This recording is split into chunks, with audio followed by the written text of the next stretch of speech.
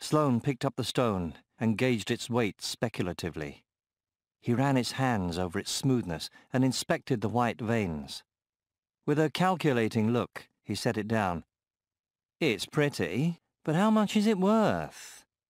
"I don't know," admitted Eragon. "But no one would have gone to the trouble of shaping it unless it had some value." "Obviously," said Sloane with exaggerated patience. "But how much value? Since you don't know, I suggest you find a trader who does, or take my offer of 3 crowns. "That's a miser's bargain. It must be worth at least 10 times that," protested Eragon. 3 crowns would not even buy enough meat to last a week. Sloane shrugged. "If you don't like my offer, wait until the traders arrive. Either way, I'm tired of this conversation." The traders were a nomadic group of merchants and entertainers who visited Carver Hall every spring and winter. They bought whatever excess the villagers and local farmers had managed to grow or make, and sold what they needed to live through another year: seeds, animals, fabric, and supplies like salt and sugar. But Eragon did not want to wait until they arrived. It could be a while, and his family needed the meat now. "Fine, I accept," he snapped. "Good, I'll get you the meat. Not that it matters, but where did you find this?" "2 nights ago in the spine." "Get out," demanded Sloane, pushing the stone away. He stomped furiously to the end of the counter and started scrubbing old bloodstains off a knife. "Why?" asked Eragon. He drew the stone closer, as if to protect it from Sloane's wrath. "I won't deal with anything you bring back from those damn mountains. Take your sorcerer's stone elsewhere." Sloane's hand suddenly slipped and he cut a finger on the knife, but he seemed not to notice. He continued to scrub, staining the blade with fresh blood. "You refuse to sell to me?" "Yes, unless you pay with coins," Sloane growled, and hefted the knife, sidling away. "Go before I make you." The door behind them slammed open. Eragon whirled around, ready for more trouble. In stomped Horst, a hulking man. Sloane's daughter, Katrina, a tall girl of 16, trailed behind him with a determined expression. Eragon was surprised to see her. She usually absented herself from any arguments involving her father. Sloane glanced at them warily, then started to accuse Eragon. "He won't—" "Quiet," announced Horst in a rumbling voice, cracking his knuckles at the same time. He was Carver Hall's smith, as his thick neck and scarred leather apron attested. His powerful arms were bare to the elbow. A great expanse of hairy, muscular chest was visible through the top of his shirt.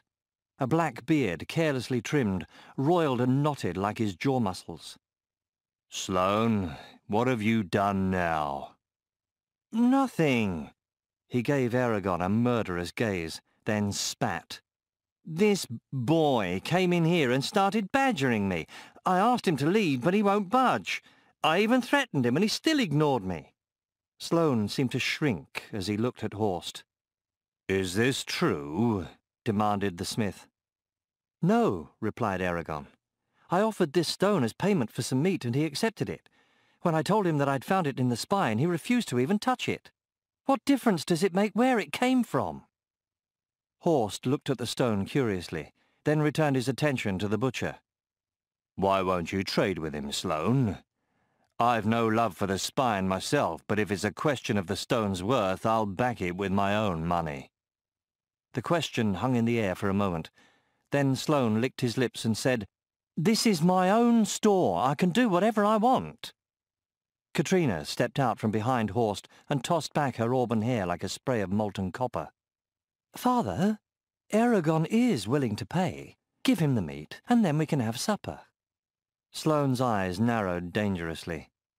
"Go back to the house. This is none of your business. I said go!" Katrina's face hardened. Then she marched out of the room with a stiff back. Eragon watched with disapproval, but dared not interfere. Horst tugged at his beard before saying reproachfully, "Fine, you can deal with me. What were you going to get, Eragon?" His voice reverberated through the room. "As much as I could." Horst pulled out a purse and counted out a pile of coins. Give me your best roasts and steaks. Make sure that it's enough to fill Eragon's pack." The butcher hesitated, his gaze darting between Horst and Eragon. "Not selling to me would be a very bad idea," stated Horst. Glowering venomously, Sloane slipped into the back room. A frenzy of chopping, rapping, and low cursing reached them. After several uncomfortable minutes, he returned with an armful of wrapped meat. His face was expressionless as he accepted Horst's money, then proceeded to clean his knife, pretending that they were not there. Horst scooped up the meat and walked outside.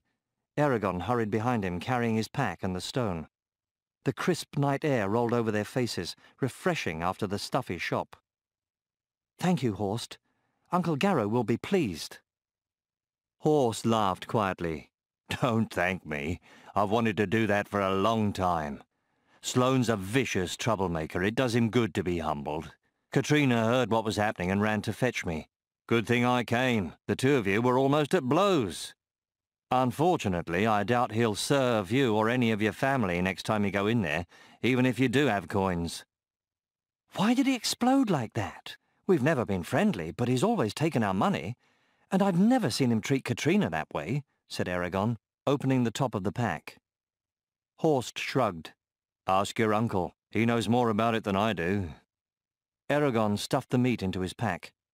"Well, now I have one more reason to hurry home, to solve this mystery. Here, this is rightfully yours." He proffered the stone. Horst chuckled. "No, you keep your strange rock. As for payment, Olbrake plans to leave for Feenster next spring. He wants to become a master smith, and I'm going to need an assistant. You can come and work off the debt on your spare days." Eragon bowed slightly, delighted. Horst had 2 sons, Olbrake and Baldur, both of whom worked in his forge. Taking one's place was a generous offer. "Again, thank you. I look forward to working with you." He was glad that there was a way for him to pay Horst. His uncle would never accept charity. Then Eragon remembered what his cousin had told him before he had left on the hunt. "Roran wanted me to give Katrina a message, but since I can't, can you get it to her?" "Of course." "He wants her to know that he'll come into town as soon as the merchants arrive, and that he will see her then." "That all?" Eragon was slightly embarrassed. "No, he also wants her to know that she is the most beautiful girl he has ever seen, and that he thinks of nothing else."